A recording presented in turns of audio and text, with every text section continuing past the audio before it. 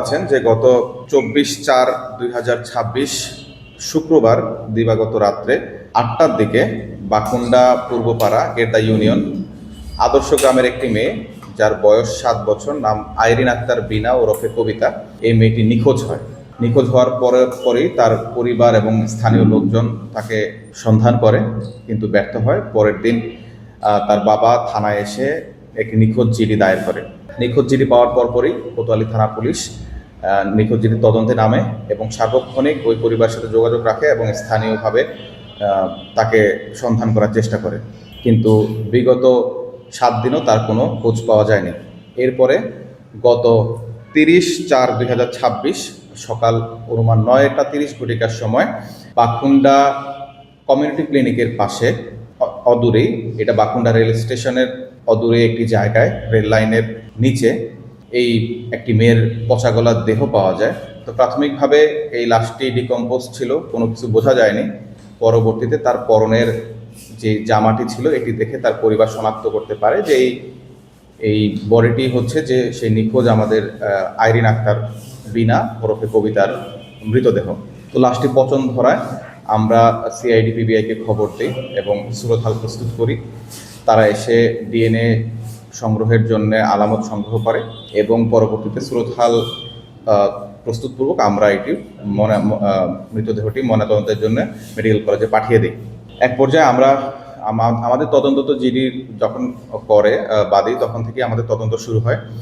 আমরা এলাকার বেশ কিছু সন্দেহভাজন ব্যক্তিদের এই প্রেক্ষাপটে নজরদারিতে রাখি এবং এদের মধ্যে ছিল যে তার এই মেয়েটির প্রতিবেশী একটা ছেলে ছিল, তার নাম ইসরাফিল। এই ছেলেটি পেশায় একজন অটো চালক, তাকেও আমরা সন্দেহের তালিকায় অন্তর্ভুক্ত রাখি। পরবর্তীতে তার গতিবিধি সন্দেহজনক মনে হলে আমরা তাকে জিজ্ঞাসাবাদের জন্য আমাদের হেফাজতে নেই। আমরা তাকে নিবিড়ভাবে জিজ্ঞাসাবাদ করি এবং জিজ্ঞাসাবাদের এক পর্যায়ে সে স্বীকার করে যে এই মেয়েটিকে সে শ্বাসরোধ করে হত্যা করেছে। হত্যা করার কারণ সম্পর্কে আমরা যখন জানতে চাই তখন সে বলে যে সে যেদিন ঘটনাটি ঘটে অর্থাৎ 24/4/2026 এই তারিখে সে ইয়াবা সেবন করেছিল সন্ধ্যার পরে, এবং ইয়াবা সেবন করার পরে তার ওই মেয়েটির প্রতি বদ নজর যায় এবং সে তাকে শারীরিকভাবে মেলামেশা করার জন্য কনভিন্স করতে থাকে। তখন এই মেয়েটি যখন রিফিউজ করে তখন সে তাকে চকলেটের প্রলোভন দেখায় এবং স্থানীয় আকাশ নামে একজনের বাড়ি আছে, এই বাড়িটি পরিত্যক্ত অবস্থায় আছে বেশ কিছুদিন যাবৎ। সেই বাড়িতে এই মেয়েটিকে চকলেট এবং বিস্কুট দেওয়ার লোভ করে এখানে নিয়ে যাওয়ার পরে এই মেয়েটিকে সে ধর্ষণের চেষ্টা করে এবং যেহেতু মেয়েটি অনেক ছোট, অনেকভাবেই সে চেষ্টা করেও সে ধর্ষণ করতে ব্যর্থ হয়ে তখন এই মেয়েটিকে গলা চেপে ধরে। তো এই মেয়েটি এক পর্যায়ে বলে যে আপনি এরকম করছেন, আমি আমার মাকে এটা বলে দেব। তো সেই ভয়ে সে ভীত হয়ে মেয়েটির গলা চেপে ধরে এবং মৃত্যু নিশ্চিত করে সে গলা থেকে হাত সরায়। মূলত শ্বাসরোধ করে এই মেয়েটিকে মারা হয়। এরপরে সে আতঙ্কগ্রস্ত হয়ে পড়ে যে মেয়েটিকে মেরে ফেলেছে, এখন কি করবে। পার্শ্ববর্তী এখানে নাসিমা বেগম আছে, সেই নাসিমা বেগম একটি বাড়ির পরিত্যক্ত একটি সেপটিক ট্যাঙ্কের মধ্যে প্রথমে এই আইরিন আক্তার বিনা ওরফে কবিতার লাশটি এই ইসরাফিল লুকিয়ে রাখার ফলে পরবর্তীতে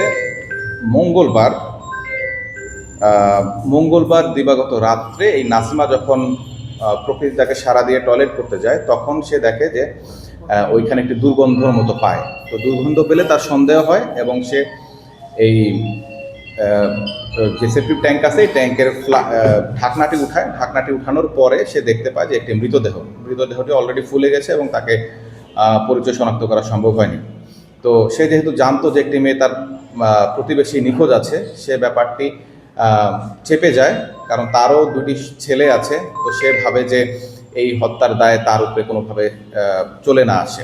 সে তার 2 ছেলে, যাদের নাম হচ্ছে শেখ আমিন এবং আব্দুর রহমান, এই 2 ছেলের সাথে পরামর্শ করে যে এই লাশটি কিভাবে এখান থেকে সরিয়ে দেওয়া যায়। সে পরিকল্পনা করে তারা একটি প্লাস্টিকের ড্রাম সংগ্রহ করে। সেই ড্রামের মধ্যে এই মৃতদেহটি ওই সেপটিক ট্যাঙ্ক থেকে বের করে মৃতদেহটি ড্রামের মধ্যে ভরে তারপরে তারা এই বাকুন্ডা কমিউনিটি ক্লিনিকের পাশে নিয়ে যায় এবং ওইখানে গিয়ে এটি ফেলে দেওয়ার পরে তারা চলে আসে এবং তখন ওই লাশটি ওইভাবেই থাকে। পরবর্তীতে আমরা 30/4/2026 তারিখে আসলে স্থানীয় শেখ সোনা এবং দুলাল শেখের মাধ্যমে জানতে পারি যে ওইখানে একটি লাশ পাওয়া যায় এবং এভাবেই লাশটি শনাক্ত হয় এবং আসামির পরিচয় শনাক্ত ও গ্রেফতার হয়। আমরা তাকে এই আমাদের জিডি হওয়ার পরই আমরা এই ছেলেটি মূল যে ঘাতক এই ইসরাফিল তাকে আমরা নজরদারির মধ্যে রাখি এবং তার নজরদারি আমাদেরকে যথেষ্ট সন্দেহজনক মনে হয়েছিল।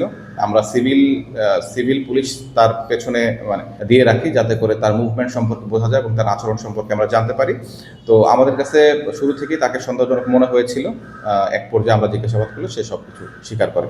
আমরা এই ঘটনা আলামত হিসেবে যেই ঘরে মেয়েটিকে ধর্ষণ করার চেষ্টা করা হয়েছিল এবং মারা হয়েছিল সেই ঘর থেকে মেয়েটির স্যান্ডেল, তারপরে প্যান্ট এবং একটি কম্বল উদ্ধার করি। এই কম্বলের মধ্যেও কিছু আলামতের উপাদান উপস্থিত রয়েছে এবং পরবর্তীতে আমরা যে ড্রামে করে এই মেয়েটিকে বহন করে নিয়ে যাওয়া হয়েছিল সেই ড্রামটিও পরবর্তীতে আমরা উদ্ধার করি। এই ঘটনায় সর্বমোট 3 জনকে আমরা আটক করেছি। এক হত্যাকারী, সে নিজেই একাই এই ঘটনাটি ঘটিয়েছে বলে আমাদের জানায়, এবং লাশ গোপন করার অপরাধে নাসিমা এবং তার ছেলে এই শেখ আমিনকে আমরা আটক করেছি। আমরা মূলত গোপন তথ্যের ভিত্তিতে এবং আমাদের নজরদারি ছিল সেই তথ্যের ভিত্তিতে আমরা স্থানীয় ওই বাকুন্ডা থেকে গ্রেফতার করি।